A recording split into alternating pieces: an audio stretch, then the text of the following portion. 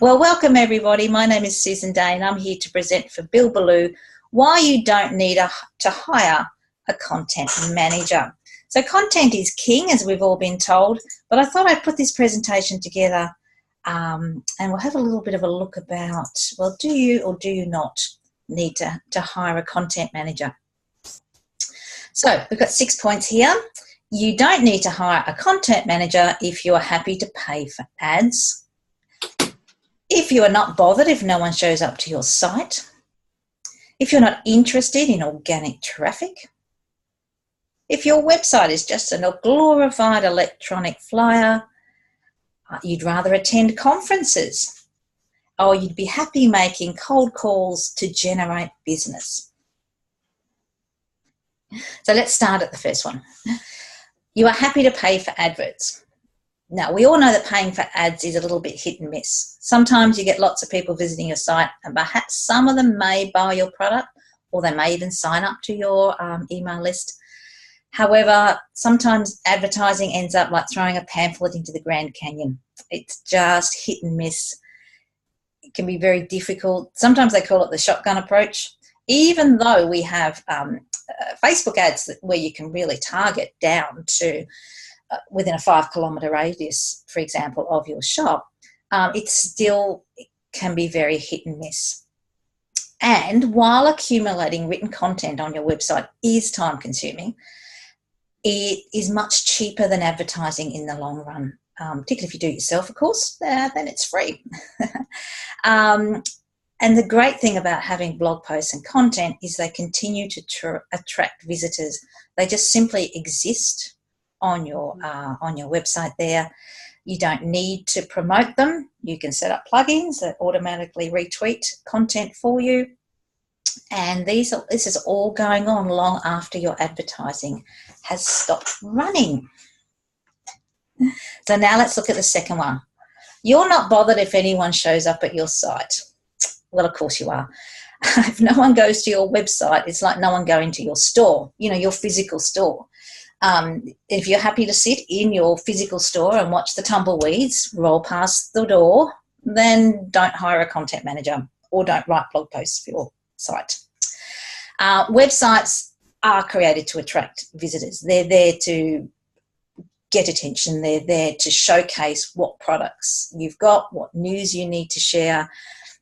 Your articles and your written content is one of the only ways you can guarantee that the right person will find you.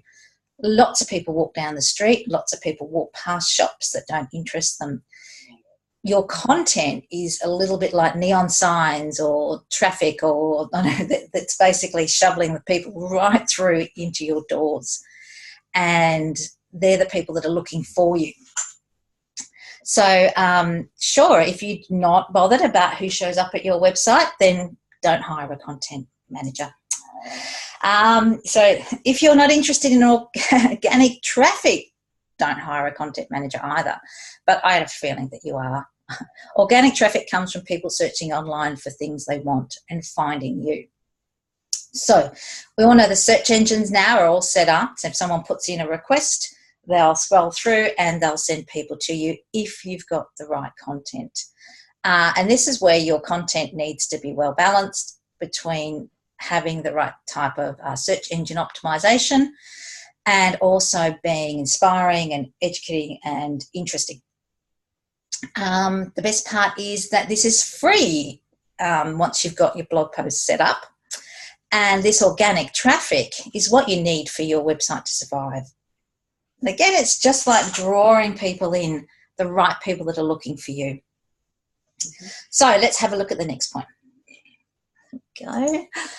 You don't need to hire a content manager if you're happy that your website is just a glorified electronic flyer. Now, I've seen this and I've worked with websites where people have said, I just want something to showcase what I do and then people can call me. Now, that's okay if you're a local plumber in a small town and you're possibly the only plumber in said small town. But that's quite rare. There are thousands of websites published an hour and it's quite mind-boggling, the figure. Now, you may have enough bells and whistles. You may have your pop-ups and your pop-downs to get your visitors' attention. You may have flashing banners. You may have an automated video that starts, all sorts of things you can use to grab people's attention and make them look. However, people suffer from what's called banner blindness. And I've got here, insert yawn, because these pop-ups and these are like neon flashing lights. They do attract attention. Sometimes they attract the wrong attention because people get a little bit annoyed. There isn't, for me personally, there's a lot of websites I go to on a regular basis.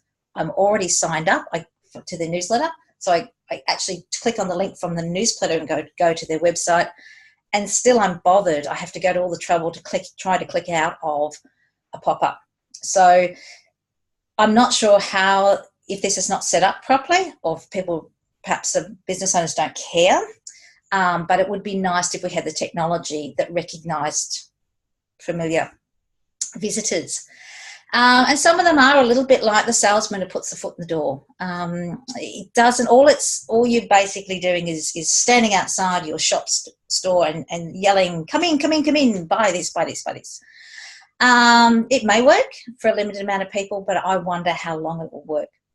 However, blog posts and written articles prove that you know what you're talking about.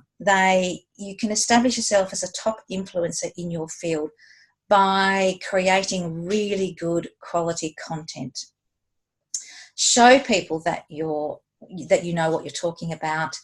Show them that you can be trusted, and show them that they really should call on you. You know, prove it, rather than screaming and jumping around and like that. Prove it with great quality content. So let's have a look at the next point. You'd rather attend conferences. Well, you don't need to hire a content manager if you're happy to go out to conferences, and maybe things aren't going so well at home, and maybe a few days away will do you all good. But let's face it, conference after conference, staying in hotels, eating, the food, and usually the food's quite good to a point, but it's not the same as home cooked food, and it's not like sleeping in your own bed and all the references. And don't get me wrong, I think conferences are really important and they can be fun. I've certainly attended quite a few. But when the conference is over, there's a lot of follow-up to do as well. And if you haven't got this content, if you haven't got blog articles on your website, then it's, again, there won't be this organic traffic, there won't be this solid configuration of information that people need, that people want, particularly after you've all gone home and you're enjoying a nice home-cooked meal. So let's have a look at our next point. Okay. Now, why you don't need to hire a content manager? Because you're happy making cold calls to generate business. So if you love to sit for hours making cold calls and enemies, because most people are not interested in getting cold calls out of the blue, then I'm sure you don't need a content manager. Yeah, that's great. Spammers are getting, their technology is much, well, I say highly evolved, and they are calling. I personally get 2 to 3 spam calls a day on my cell phone. I have now downloaded an app that blocks them, but they still come through. So when I do pick up the phone, or it's a number that hasn't been blocked, I'm usually already, my guard's up, my walls up, my defences are up. I am not interested in what they're telling me. So, but if this is your thing and you like being, hung up on, or perhaps even called rude names, then you don't need a content manager. But maybe content like articles, and I've spoken a lot about articles, and we do tend to talk about the written form because that's the most searchable. But we're looking at videos as well. Videos need to be short and simple. 1 to 2 minutes is all you need, to get your message across. However, podcasts, particularly for authors, are really generating a lot of interest. And people will listen to a podcast while they're walking the dog, while they're going for a run in the morning. So they can be a lot longer too.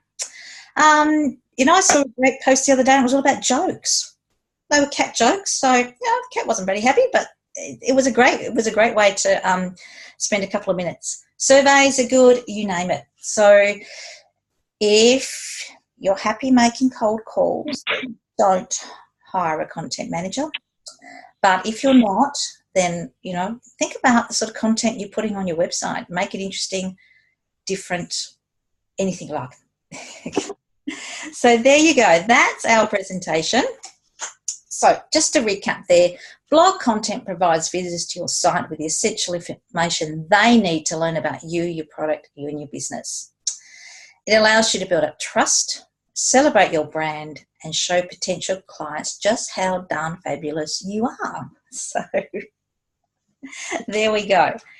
Now, final slide. That's Bill and myself. Now, so are there any questions? Is anyone? I just have a question about SEO in articles. Can you enlighten me a little bit about how to go about that and what the best way to do it is? Well, I think Bill for one will say to you, write an article, lose it on your computer, save it some obscure place, and then 2 weeks later go and look for it, because that's what people do when they're looking for the information. So if you're, I have a website, as many of you know, it's called mypuppyclub.com. I've just actually changed the front page because we've cracked over 900 articles. So it's very exciting. And I have 2 search buttons, and it says search 900 articles. And so I know if I'm going, need to teach the dog to sit, or like a lady contacted me today, they have a small Jack Russell little thing. They're like, do you remember this Tasmanian Devil from the Warner Brother cartoons and Bugs Bunny? That's what Jack Russell's like, just really crazy. And so we had a chat about that. But what I did is I just went, look, here are the articles from the website. So you might put in, how do I stop my dog chewing when I go out? Doing a little bit of research like that is what words do they do. Using your permalink is probably making sure your permalinks reflect what your title of your article is really important, because that's what's actually searched. So whatever you're promoting or you're trying to get attention to, start doing your own searches and seeing where it leads you. And because this is what ordinary people do. They don't think about SEO. They think about must stop dog chewing,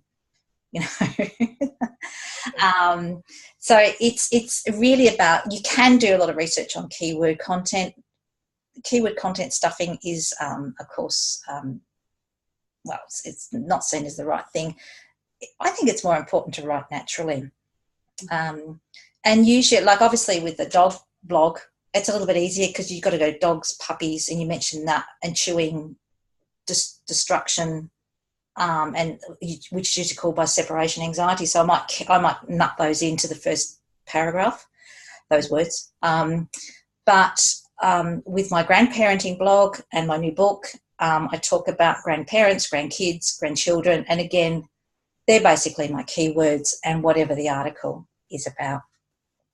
And of course, I think with websites, once you get your content up, you can be a little bit looser perhaps with your keyword search, because you've got so much happening. And, we have Jetpack, which we talked about in our last presentation, which Jetpack will put like-minded, relevant, linked articles at the bottom of each post. And I've watched that and monitored it, and it seems to be very good. So that's free with It's called Jetpack. Yeah, Jetpack. Yeah, I love Jetpack. I love it. It does lots of other groovy stuff as well. You just got to go to the settings button, which I missed for a little while. Okay, good. Thank you. Yeah. And of course, if anything's really relevant to what you're doing, then you can mention it in the, and if that's what people are searching for at the moment. Yeah. One of the things that I'm kind of struggling with a little bit is that what I'm doing it doesn't really solve a problem. So people aren't looking for a problem. It's more like in the entertainment field or lifestyle than solving some specific problem. So when I blog, which does get me traffic for sure, I tend to blog about just, things going on in my life because, and, kind of within the art and writing fields, of course, but because part of like my branding is me. Yes. Yeah. Well, you told me a little bit about what you do before we started. So what about,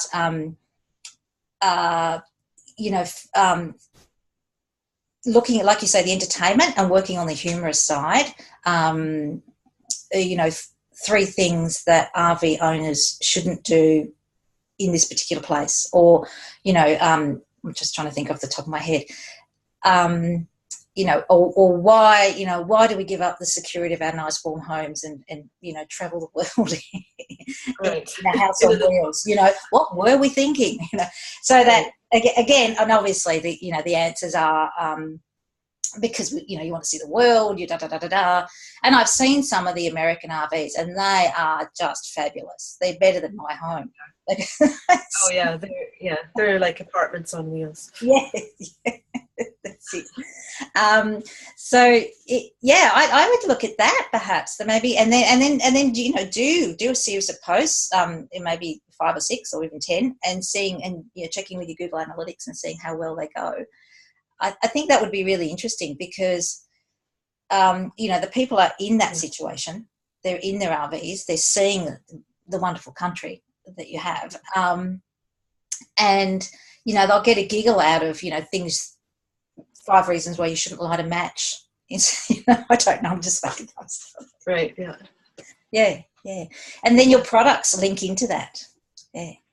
Right. And also the making of your products, because I think this is an issue that authors often have. I've written a course about blogging for authors, and if you're writing a passionate, dramatic novel that looks at key different types of people's personality, like jealousy or passion, you could blog about that, and maybe and link it back to your book. I don't see any reason why you can't do that with your artwork and the products that you're saying, or even talking about the process, like you explained to me, and it is very fiddly because I've done that graphic work myself a little bit. Yeah. Okay. Yeah, those are good ideas. Thanks. That's all right. We should have a brainstorming session about that. But it'd be very interesting what you come up with. Yeah. Yeah, it would. Yeah. Like I just blogged. My most recent blog was about a trip to Quebec. Ah, beautiful. Yeah. We went on holidays in September, and so I just put lots of pictures and things like that. And it's not specific to anything, but except that it's specific to my life. That's it. And did you go in an RV? No, we didn't. My sister moved there from BC to Quebec. It's the other end of Canada practically. So wow. Yeah. So we went to visit, but we did do some traveling around and things like that. So yeah, that's excellent. And have you thought of doing guest posts on other blogs and other websites?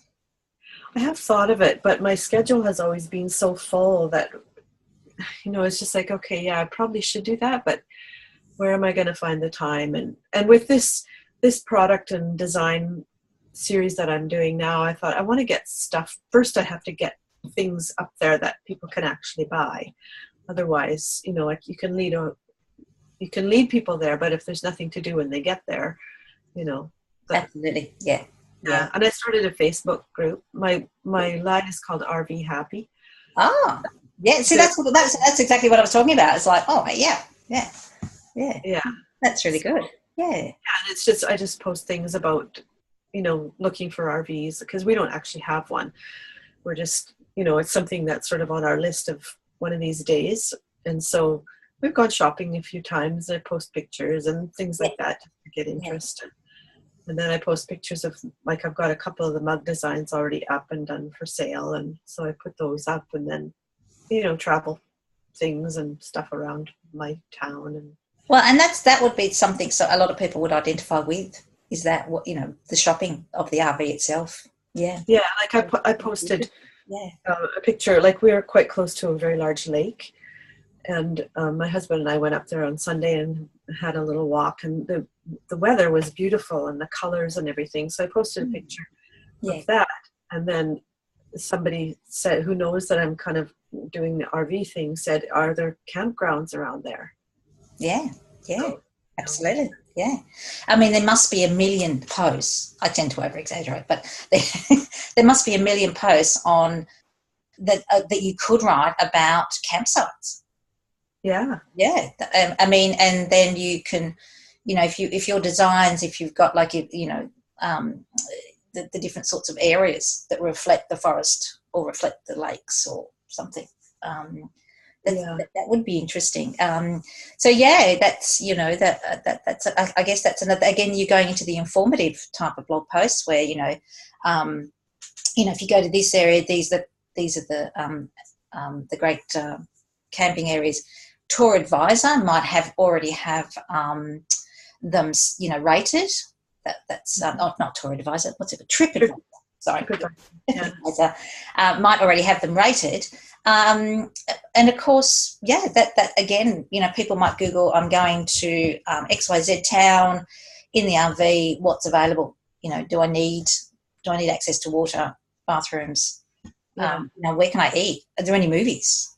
Yeah, I'm wondering if I should have a separate website for that, because once I'm done the RV, I'm gonna sort of take it as far as I can on that theme, but then I also want to do a beach one, because I think there's a lot of beach lovers out there, and on Facebook groups that prove it.